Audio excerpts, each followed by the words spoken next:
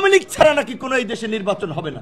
এই কথা বলার পরে জিএম কাদের কিভাবে এই ঢাকায় আপনার রাজপথে তার অফিসে আসে, তার উত্তরার বাড়িতে অবস্থান করে। আওয়ামী লীগকে নিষিদ্ধ করা হচ্ছে, সংগঠন হিসেবে তার বিচার হচ্ছে, আর জিএম কাদের বলছে আওয়ামী লীগ ছাড়া নাকি এই দেশে নির্বাচন হবে না, জাতীয় পার্টি ছাড়াও নির্বাচন হবে না।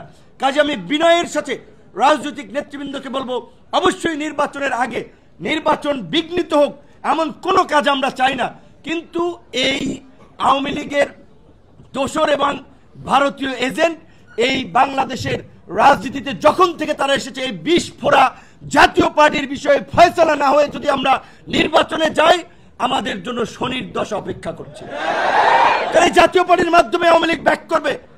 ফরিদপুর, মাদারীপুর, শরীয়তপুর, খুলনা, যেই সমস্ত এলাকা একটু আওয়ামী লীগ অধ্যুষিত হিসেবে পরিচিত, ওই জাতীয় পার্টির মাধ্যমেই তারা নির্বাচনে নাশকতা করবে, নির্বাচন বানচাল করবে, আন্তর্জাতিকভাবে নির্বাচনকে কলঙ্কিত করবে, প্রশ্নবিদ্ধ করবে।